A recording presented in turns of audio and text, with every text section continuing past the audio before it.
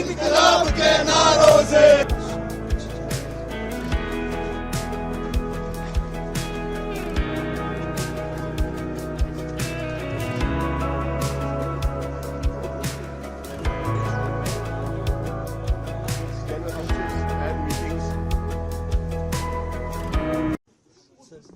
समझना चाहेंगे advocates are protesting, आज का जो प्रोटेस्ट है is it in the form of protest march और क्या एप्रीहेंशन है अमेंडमेंट जो होने वाला है एडवोकेट्स?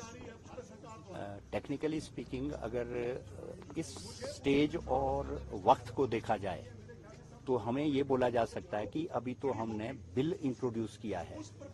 बिल इंट्रोडक्शन में भी फाइनलिटी तब होगी जब इसके सारे सुजेशन सुनने के बाद हम इसको कानून की शक्ल देंगे, तब आप अफेक्टेड होंगे। जो हम इसको अपोज कर रहे हैं एडवोकेट्स एज सच, वो इसलिए कर रहे हैं कि हम उस वक्त का इंतजार नहीं करेंगे। जो आपकी सोच है इसको बदलने की, वो सोच ही गलत है, उसमें बदनीति है, उसमें कोई नियत आपकी ठीक नहीं है। आपने सोसाइटी में अलग अलग सेक्शंस को अलग अलग वक्त में इस तरीके के काले कानून बनाने की कोशिश की है और उस कोशिश को उस सेक्शन ने हमेशा अपोज किया है। आज आपने हाथ एडवोकेट्स एज ए क्लास पे डाल दिया है। जो एडवोकेट्स एक्ट 1961 से लेकर चल रहा था, आज क्या आवश्यकता पड़ी कि उस एक्ट को आपको बदलने की जरूरत पड़ रही है और उसमें कोई ऐसे छोटे मोटे चेंजेस लाने की जरूरत नहीं कर रहे। उसकी हमारी जो इंडिपेंडेंस है एडवोकेट्स की, उस क्लास की इंडिपेंडेंस एज सच पे आप आघात पहुंचा रहे हो। उस आघात को हम अपोज करना चाह रहे हैं। इसके बारे में जैसे ही ये बिल इंट्रोड्यूस हुआ था फरवरी में, उसके बाद इसकी प्रतिक्रियाएं आनी शुरू हो गई थी। इससे पहले कि वो वाइड स्प्रेड होता, ऐसा लगता है कि कुछ हम में से ही लोग ने उनको सुजेस्ट किया कि ना, इस वक्त इनको बोलो कि अभी हम सुजेशन सुन रहे हैं। Virtually that is simply I wash. I wash में होगा क्या? आई वॉश में वो उनको फॉर्मेलिटी पूरी करेंगे, कॉलिंग फॉर ऑब्जेक्शंस, उसके बाद इसको कानून को का अमली जामा पहना देंगे और उसके बाद हम लड़ते रहे, कोर्ट में चैलेंज करते रहे, क्योंकि इससे जो हमारी स्वायत्तता है that is under threat.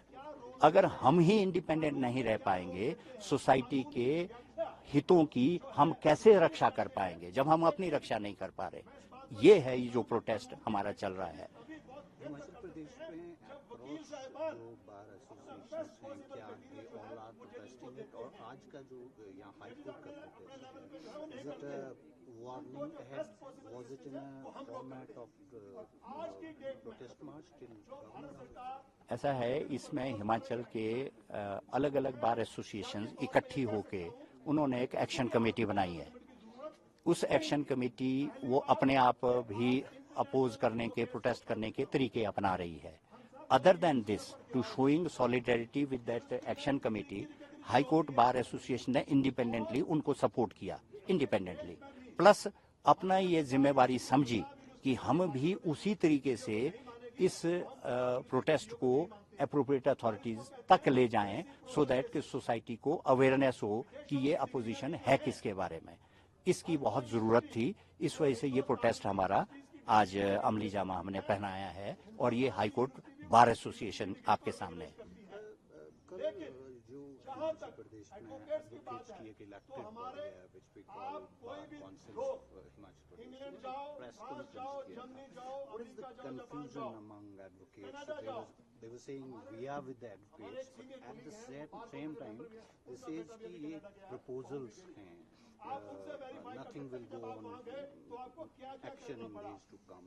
So क्या is there a divide across the country में इस तरह का protest so far नहीं हुआ? Or are you sending a message to the country? You have started it from here. हम ये लास्ट वाली बात मैं सबसे पहले बोलना चाहूंगा।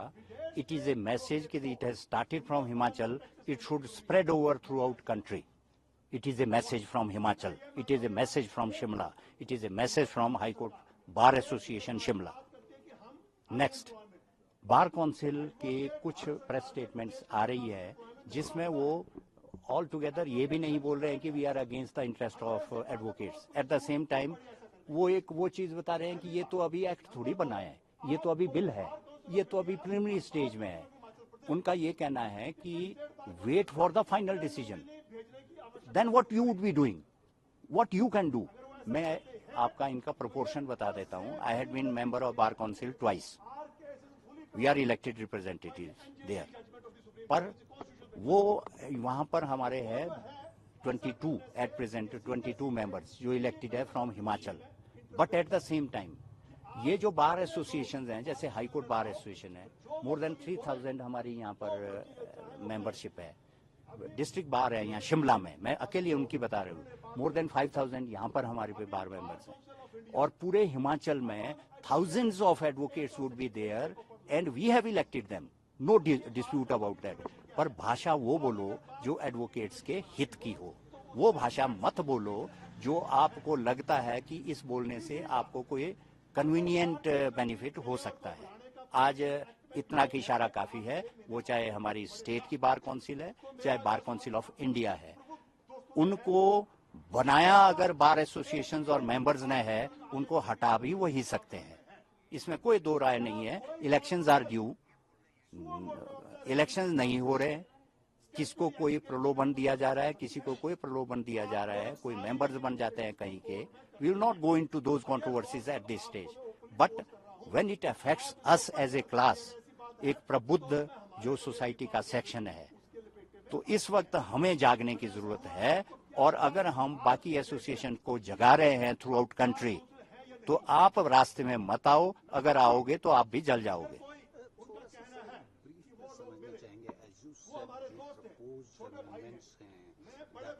hamper the freedom of advocates across the country. किस तरह का amendment है इसको? हाँ, इसको मैं बहुत ज्यादा डिटेल में नहीं जाऊंगा इस स्टेज पे. फॉर एग्जांपल हमारा जो सेटअप था ऑलरेडी 1961 के एक्ट में. 1961 के एक्ट में there is bar council of India, state bar councils. इनको जिम्मेवारी दी गई है कि जो भी कोई मिसकंडक्ट कोई एडवोकेट करेगा, मिसकंडक्ट को मैं थोड़ा सा डिफाइन कर दूं, आम आदमी समझ जाए, कि अगर किसी जो लिटिगेंट है उसको ये महसूस होता है कि वकील साहब ने किसी तरीके की, I am using this expression, हेराफेरी की है मेरे केस को ठीक ढंग से ना कंडक्ट करने की, वो एक अपनी शिकायत देता है. वो शिकायत बार काउंसिल में जाती है स्टेट में, उसकी अपील जाती है सेंट्रल बार काउंसिल दिल्ली जो हमारी ऑल इंडिया बार काउंसिल है. उसके लिए इंडिपेंडेंट कमिटीज कॉन्स्टिट्यूट होती है बार काउंसिल में. वो कमिटीज ने, देयर आर इंस्टांसेस जहां हमारे वकीलों को कई सालों के लिए उनके लाइसेंसेस खत्म कर दिए गए हैं, उनको सजा दी गई है. उसकी अपील फर्दर सुप्रीम कोर्ट तक जाती है. Supreme Court has affirmed it, meaning thereby ये मैकेनिज्म ऑलरेडी प्रोवाइडेड है अंडर द ओल्ड एक्ट. इस मैकेनिज्म को खत्म किया जा रहा है कि ये आपका इंडिपेंडेंट हाउस की बॉडी नहीं होगी. इसमें हमारे कुछ एक नॉमिनेटेड बंदे होंगे. आप कौन है? You are not advocate.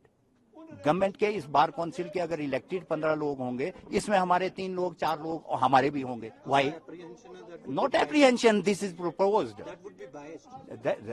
Definitely you are destabilising the entire body which has got its independent thing.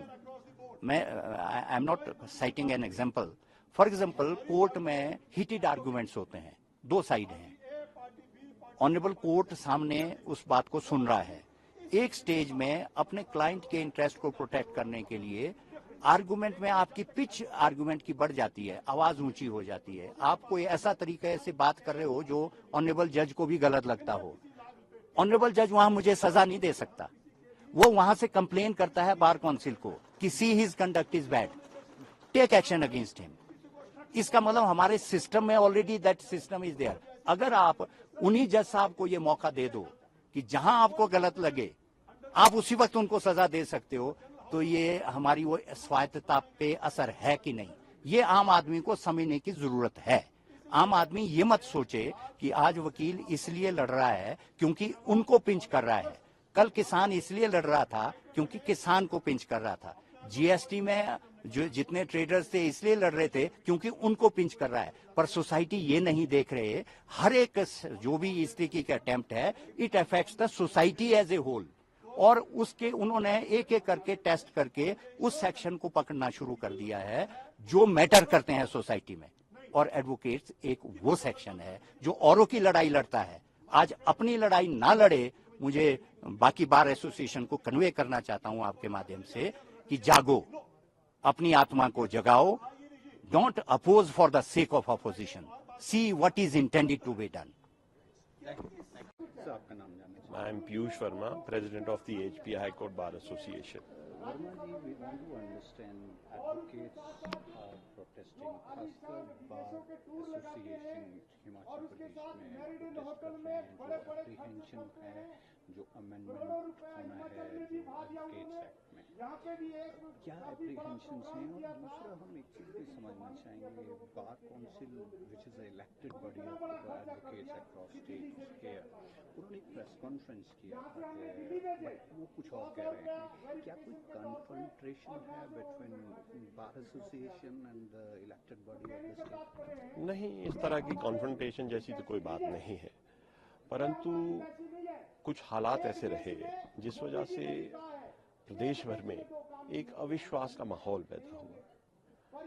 आपको मालूम ही होगा कि इससे पहले आईपीसी, सीआरपीसी और इंडियन एविडेंस एक्ट में जो है इनके नामों में बदलाव लाया गया और कुछ अमेंडमेंट्स इन एक्ट्स में लाई गई। जब ये प्रपोज्ड अमेंडमेंट इस तरह की आई तो उस वक्त भी इस तरह का आश्वासन दिया गया था कि ये अमेंडमेंट्स जो है स्टेक होल्डर्स को पूछे बिना, उनकी राय लिए बिना, उनका मत जाने बगैर नहीं आएंगे। इस तरह की एश्योरेंस जो है सभी अधिवक्ताओं को दी गई थी, परंतु हुआ कुछ ऐसा कि स्टेक होल्डर्स को इसमें जो है उनका मत कंसिडर नहीं किया गया। कुछ उसी तरह की परिस्थिति जो है इस तरह की अमेंडमेंट्स, जो ये अमेंडमेंट एक्ट बिल लाया गया है, जो प्रपोज्ड अमेंडमेंट्स हैं, कुछ इस तरह की परिस्थिति यहाँ भी पैदा हो। आपने अमेंडमेंट्स प्रपोज कर दी इस मर्तबा एडवोकेट्स एक्ट में, और जो अमेंडमेंट्स हैं उस बार अभी सभी लोगों ने यहाँ पर एड्रेस भी किया है। अब चूंकि इसमें एडवोकेट्स डायरेक्टली अफेक्टेड थे तो इसमें विरोध के स्वर सामने आना लाजमी था। तो जब ये विरोध शुरू हुआ तो 17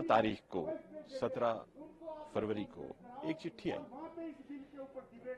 जो bar council state of Himachal Pradesh की थी। ये सारे प्रदेश के जितने भी बार एसोसिएशंस हैं वो इसमें अपना विरोध दर्ज करें या अपने ऑब्जेक्शंस जो है वो नोट करवाएं, और इसमें जो है 28 तारीख तक समय दिया गया था। इस दौरान एक चिट्ठी जो है वो सर्कुलेट की गई जो कोई चीफ कंट्रोलर की तरफ से थी कि ये जो है ये रिकंसिडर किया जाएगा और स्टेक होल्डर से जो है ऑब्जेक्शंस इनवाइट किए जाएंगे। तो ये चिट्ठी सर्कुलेट की गई और साथ ही कहा गया कि बतेरे ऑब्जेक्शंस आ गए हैं, अब कोई और ऑब्जेक्शंस नहीं आएंगे। परंतु जैसा कि मैंने कहा कि पहले से ही एक अविश्वास का माहौल था। बेहतर होता कि बार काउंसिल के कोई ऑफ इंडिया के कोई ऑथराइज्ड नुमाइंदे वो सामने आते और कहते कि ये रिकंसिडर किया जाएगा या ये प्रपोज बिल है ये वापस ले लिया गया है। परंतु अगर आप उन कम्युनिकेशंस को देखें तो उन कम्युनिकेशंस में या जो बार काउंसिल ऑफ इंडिया की कम्युनिकेशंस है या फिर जो bar council state of Himachal Pradesh की कम्युनिकेशंस है, उनमें कहीं भी ऐसा नहीं है कि दी प्रपोज्ड अमेंडमेंट स्टैंड विड्रॉन। केवल एक रिकंसिडर, और ये आज पहली मर्तबा नहीं है कि यहाँ पर जो है बार एसोसिएशन के लोग इकट्ठे हुए हैं। इससे पहले भी कम से कम 3 जनरल हाउस इस इशू पर हुए हैं, और being members of the bar association they were all invited, मगर किसी भी जनरल हाउस में ये स्पष्ट नहीं किया गया किसी भी authorised bar council of Himachal Pradesh या बार काउंसिल ऑफ इंडिया के नुमाइंदे द्वारा कि ये प्रपोज्ड अमेंडमेंट्स वापस ले ली गई। इस वजह से ये जो अविश्वास का माहौल है जो पूरे प्रदेश में आज बन गया है, कोई भी ऑथराइज्ड रिप्रेजेंटेटिव सामने आए और कहे कि ये वापस ले ली गई हैं तो मुद्दा खत्म हो जाएगा। आज का प्रोटेस्ट का फॉर्मेट क्या था और प्लान ऑफ एक्शन क्या है? कोई जॉइंट एक्शन कमेटी भी बनाएगी? ये डेमोन्स्ट्रेशन कहाँ तक? कल ही जो है हमारा जनरल हाउस हुआ था, उस जनरल हाउस में एक एक्शन कमेटी हाई कोर्ट की तैयार करने वाला बात हुई थी। वो एक्शन कमेटी 30 सदस्यीय हमने तैयार कर दी है, जिसमें ये निर्णय लिया गया कि कल हम जो है हाई कोर्ट प्रांगण से गवर्नर हाउस राजभवन तक जो है पीसफुल मार्च करेंगे। किसी भी तरह के हम स्लोगन शाउटिंग, ट्रैफिक ब्लॉकिंग या इस तरह की कोई भी हरकत हमारे प्रदर्शन में नहीं होगी, क्योंकि हम जो है एलीट ऑफ द सोसाइटी स्वयं को कहते हैं, तो हम उसी तरह का एक प्रोसेशन करना चाहते हैं जो बिहेव करे हमारे स्टेटस और हमारे स्टेचर को। और ये तय हुआ था कि हम वहाँ पर गेट मीटिंग करेंगे, कुछ सीनियर एडवोकेट्स जो है एड्रेस करेंगे। उसके बाद जो है एक छोटा डेलीगेशन जो है गवर्नर साहब को अपने रेजोल्यूशन या अपने जो है जो हमारा रेजोल्यूशन है या जो हमारी ऑपोजिशन है टू दीज प्रपोज्ड अमेंडमेंट्स, वो गवर्नर साहब को हम प्रेजेंट करेंगे, जो उन्हें फॉरवर्ड करें to the honourable president of India and to the honourable law minister. Thank you.